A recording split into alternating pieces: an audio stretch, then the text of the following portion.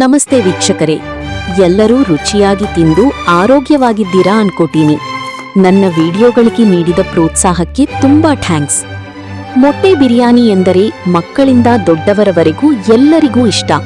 ಮಸಾಲೆಗಳ ಸುವಾಸನೆ ಮತ್ತು ಮೊಟ್ಟೆಗಳ ಕಾಂಬಿನೇಷನ್ ವಿಶೇಷ ರುಚಿ ಕೊಡುತ್ತೆ. ಈ ಎಗ್ ಬಿರಿಯಾನಿ ರಜಾದಿನ, ಮಧ್ಯಾಹ್ನ ಅಥವಾ ರಾತ್ರಿ ಊಟಕ್ಕೆ ಒಳ್ಳೆಯ ಆಯ್ಕೆ, ಯಾಕಂದ್ರೆ ತಿಂದ ಮೇಲೆ ಒಳ್ಳೆಯ ನಿದ್ದೆ ಗ್ಯಾರಂಟಿ. ಹಾಗಾದರೆ ಹೋಟೆಲ್ ಸ್ಟೈಲ್ ರುಚಿಯಾದ ಮೊಟ್ಟೆ ಬಿರಿಯಾನಿಯನ್ನು ಹೇಗೆ ಮಾಡುವುದು ನೋಡೋಣ.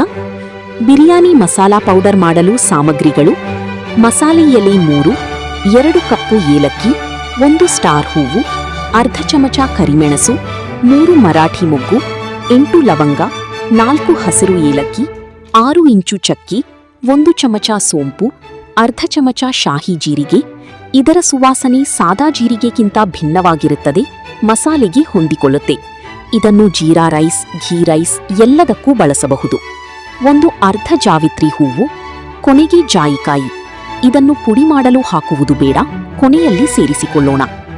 ಜಾಯಿಕಾಯಿ ಒಂದನ್ನು ಬಿಟ್ಟು ಉಳಿದ ಎಲ್ಲಾ ಒಣ ಮಸಾಲೆಗಳನ್ನು ಬೆಚ್ಚಗೆ ಮಾಡಿಕೊಂಡು ಆರಿದ ನಂತರ ಮೆಣಸಿನಕಾಯಿ ಪುಡಿ, ಧನಿಯಾ ಪುಡಿ ಹಾಗೂ ಅರಿಶಿನ ಪುಡಿ ಸೇರಿಸಿ ಮಿಕ್ಸಿಯಲ್ಲಿ ಪುಡಿ ಮಾಡಿಕೊಳ್ಳುವುದು. ನಮ್ಮ ಬಿರಿಯಾನಿ ಮಸಾಲ ರೆಡಿಯಾಗಿದೆ.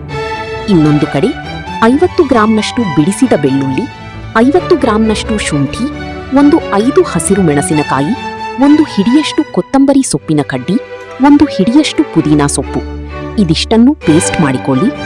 ಇನ್ನುಳಿದ ಸಾಮಗ್ರಿಗಳು: 6 ಮೊಟ್ಟೆಗಳು, 1/4 ಕೆಜಿ ತೆಳುವಾಗಿ ಸ್ಲೈಸ್ ಮಾಡಿದ ಈರುಳ್ಳಿ, ತೆಳುವಿದ್ದಷ್ಟು ಬೇಗ ಫ್ರೈ ಆಗುತ್ತೆ, 1/4 ಕೆಜಿ ಸಣ್ಣಗೆ ಹೆಚ್ಚಿದ ಟೊಮ್ಯಾಟೊ. ಹುಳಿಗಾಗಿ ನಾನಿಲ್ಲಿ 1/4 ಲೀಟರ್ ಮೊಸರನ್ನೂ ಸಹ ಬಳಸಿದ್ದೇನೆ, ನಿಂಬೆಹಣ್ಣನ್ನು ಬಳಸಬಹುದು. ಅರ್ಧ ಕಟ್ಟು ಹೆಚ್ಚಿಟ್ಟ ಪುದೀನ, 1 ಕಪ್ಪು ಹೆಚ್ಚಿದ ಕೊತ್ತಂಬರಿ ಸೊಪ್ಪು, 8-10 ಗೋಡಂಬಿ. ಇದು ಆಪ್ಷನಲ್, ಬೇಕಾದರೆ ಬಳಸಬಹುದು. ರುಚಿಗೆ ತಕ್ಕಷ್ಟು ಉಪ್ಪು. ಉಪ್ಪನ್ನು 3 ಕಡೆ ಸ್ವಲ್ಪ ಸ್ವಲ್ಪ ಬಳಸಿದ್ದೇನೆ. ಇದು ಗರಂ ಮಸಾಲೆ ಜೊತೆ ಪುಡಿ ಮಾಡಲು ಬಳಸಿದ ಮೆಣಸಿನಕಾಯಿ, ಧನಿಯಾ ಮತ್ತು ಅರಿಶಿನ ಪುಡಿ. 1 ಕೆಜಿ ತೊಳೆದುಕೊಂಡ ರಾ ರೈಸ್. ನೀವು ಬೇಕಾದರೆ ಬಾಸುಮತಿಯನ್ನು ಬಳಸಬಹುದು ಅಥವಾ 2 ಅರ್ಧ ಮಿಕ್ಸ್ ಮಾಡಿ ಬಳಸಬಹುದು. ಒಗ್ಗರಣೆಗೆ ತುಪ್ಪ ಅಥವಾ ನಾನಿಲ್ಲಿ ನವಕಲ್ಪತರು ಗಾಣದ ಕೊಬ್ಬರಿ ಎಣ್ಣೆ ಬಳಸಿದ್ದೇನೆ. ಸುವಾಸನೆಗೆ ರೋಸ್ ವಾಟರ್ ಮತ್ತು ಕೇವಡ ವಾಟರ್ ಅಥವಾ ಎಸೆನ್ಸ್ ಬಳಸಬಹುದು. ಮೊದಲು ನೀರನ್ನು ಕುದಿಯಲು ಇಟ್ಟು ಬಿಸಿಯಾದ ನಂತರ ಮೊಟ್ಟೆಯನ್ನು ಹಾಕಿ, ಇದರಿಂದ ಮೊಟ್ಟೆ ಒಡೆಯುವುದಿಲ್ಲ. 10 ರಿಂದ 11 ನಿಮಿಷ ಬೇಯಿಸಿದರೆ ಸಾಕು. ಇನ್ನೊಂದು ಕಡೆ ಕುಕ್ಕರ್ಗೆ 100 ml ಎಣ್ಣೆ ಹಾಕಿ, ಕಾದ ನಂತರ ಹೆಚ್ಚಿಟ್ಟ ಪುದೀನಾ ಸೊಪ್ಪು ಹಾಕಿ, ಜೊತೆಗೆ 1 ಮಸಾಲೆ ಎಲೆ, ಅರ್ಧ ಸ್ಟಾರ್ ಹೂವು, 1 ಕಪ್ಪು ಏಲಕ್ಕಿ, 2 ತುಂಡು ಚಕ್ಕಿ, 2 ಲವಂಗ, 4 ಕರಿಮೆಣಸು, 1 ಹಸಿರು ಏಲಕ್ಕಿ ಹಾಕಿ. ಕೆಲವರಿಗೆ ಮಸಾಲೆ ಬಾಯಿಗೆ ಸಿಗುವುದು ಇಷ್ಟವಾಗುವುದಿಲ್ಲ, ಅಂತವರು ಈ ಎಲ್ಲವನ್ನು ಒಂದು ಬಟ್ಟೆಯಲ್ಲಿ ಕಟ್ಟಿ ನೀರು ಹಾಕುವಾಗ ಸೇರಿಸಬಹುದು. ಪುದೀನಾ ಗರಿಯಾಗುತ್ತಿದ್ದಂತೆ ಹೆಚ್ಚಿಟ್ಟ ಈರುಳ್ಳಿ ಸೇರಿಸಿ ಇದು ಗೋಲ್ಡನ್ ಬ್ರೌನ್ ಆಗುವವರೆಗೂ ಫ್ರೈ ಮಾಡಬೇಕು. ಇಲ್ಲಿ ಸ್ವಲ್ಪ ಸಮಯ ತೆಗೆದುಕೊಳ್ಳುತ್ತದೆ, ತಾಳ್ಮೆಯಿಂದ ಬೇಯಿಸಬೇಕು. ಸ್ವಲ್ಪ ಉಪ್ಪು ಸೇರಿಸುವುದರಿಂದ ಬೇಗನೆ ಬೇಯುತ್ತದೆ. ಬೇಯಿಸಿದ ಮೊಟ್ಟೆಯನ್ನು ಸುಲಿದು ಮೇಲ್ಭಾಗಕ್ಕೆ ಸಣ್ಣದಾಗಿ 4-5 ಸೀಳು ಹಾಕಿ, ಒಂದು ಪ್ಯಾನ್ನಲ್ಲಿ 2 ಚಮಚ ಎಣ್ಣೆ ಹಾಕಿ, ಮೊಟ್ಟೆಗೆ ಸ್ವಲ್ಪ ಮಸಾಲೆ ಪುಡಿ ಹಾಗೂ ಉಪ್ಪು ಹಾಕಿ, ಮೊಟ್ಟೆಯ ಮೇಲ್ಭಾಗ ಸ್ವಲ್ಪ ಕ್ರಿಸ್ಪಿಯಾಗುವಂತೆ ಫ್ರೈ ಮಾಡಿಕೊಳ್ಳೋಣ. ಈಗ ಈರುಳ್ಳಿ ಗೋಲ್ಡನ್ ಬ್ರೌನ್ ಆಗಿದೆ, ಇದರಲ್ಲಿ ಅರ್ಧದಷ್ಟು ತೆಗೆದಿಟ್ಟುಕೊಂಡು ಕೊನೆಗೆ ಸೇರಿಸಿಕೊಳ್ಳೋಣ. ಇದಕ್ಕೆ ಬೆಳ್ಳುಳ್ಳಿ, ಶುಂಠಿ, ಮೆಣಸಿನಕಾಯಿ ರುಬ್ಬಿಟ್ಟುಕೊಂಡ ಪೇಸ್ಟ್ ಅನ್ನು ಸೇರಿಸಿ. ಶುಂಠಿ ಬೆಳ್ಳುಳ್ಳಿಯ ಹಸಿ ವಾಸನೆ ಹೋದ ನಂತರ ಟೊಮೆಟೊ ಹಣ್ಣನ್ನು ಸೇರಿಸಿ. ಟೊಮೆಟೊ ಬೆಂದು ಎಣ್ಣೆ ಬಿಡಲು ಶುರುವಾದಾಗ ಇದಕ್ಕೆ 1 ಅರ್ಧ ಚಮಚ ಉಳಿಸಿಕೊಂಡು ಬಾಕಿ ಬಿರಿಯಾನಿ ಮಸಾಲ ಸೇರಿಸಿ. ಇಲ್ಲಿ ನಾನು ಮೊಸರನ್ನು ಸೇರಿಸಿಕೊಂಡಿದ್ದೀನಿ. ಟೊಮೆಟೊ ಹಣ್ಣು ರಸ ಬಿಟ್ಟಿದೆ, ಹಾಗಾಗಿ ಮತ್ತೊಂದು ಪಾತ್ರೆಯಲ್ಲಿ 1 ಸೇರು ಅಕ್ಕಿಗೆ 1.5 ಸೇರಿನಷ್ಟು ನೀರು ಬಿಸಿ ಮಾಡಿಕೊಂಡಿದ್ದೀನಿ. ಮೊದಲು ಮಸಾಲೆಗೆ ಅಕ್ಕಿಯನ್ನು ಸೇರಿಸಿಕೊಂಡು ಅಕ್ಕಿಯು ಮಸಾಲೆ ಎಣ್ಣೆಯಲ್ಲಿ ಚೆನ್ನಾಗಿ ಕಲಸಿದ ನಂತರ ಇದಕ್ಕೆ ಫ್ರೈ ಮಾಡಿದ ಮೊಟ್ಟೆ ಹಾಕಿ, ನಂತರ ಮೊಸರು ಹಾಕಿ ನಿಧಾನವಾಗಿ ಕಲಸಬೇಕು.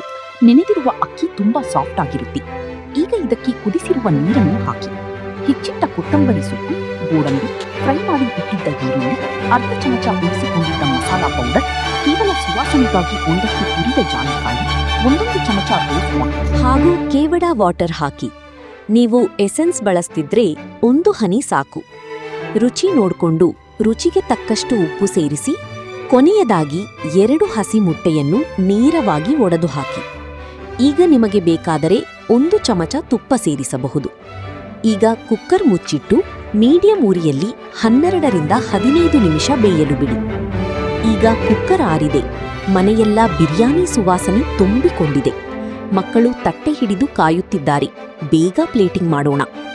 1 ಕಪ್ ಮೊಸರು ಬಜ್ಜಿಯ ಜೊತೆ ಮೊಟ್ಟೆ ಬಿರಿಯಾನಿ ಸವಿಯಲು ಸಿದ್ಧ. ಈ ಸಂಡೇ ನೀವು ಇದನ್ನು ತಯಾರಿಸಿ ರುಚಿ ಹೇಗಿತ್ತು ಅಂತ ಕಮೆಂಟ್ ಮಾಡಲು ಹಾಗೂ ನನ್ನ ಬೇರೆ ರೆಸಿಪಿಗಳನ್ನು ಟ್ರೈ ಮಾಡಲು ಈಗಲೇ ವಿಡಿಯೋವನ್ನು ಸಬ್ಸ್ಕ್ರೈಬ್ ಮಾಡಿ. ಮತ್ತೆ ಸಿಗೋಣ ಇನ್ನೊಂದು ರೆಸಿಪಿಯೊಂದಿಗೆ. ಅಲ್ಲಿಯವರೆಗೂ ರುಚಿಯಾಗಿ ತಿಂದು ಆರೋಗ್ಯವಾಗಿರಿ.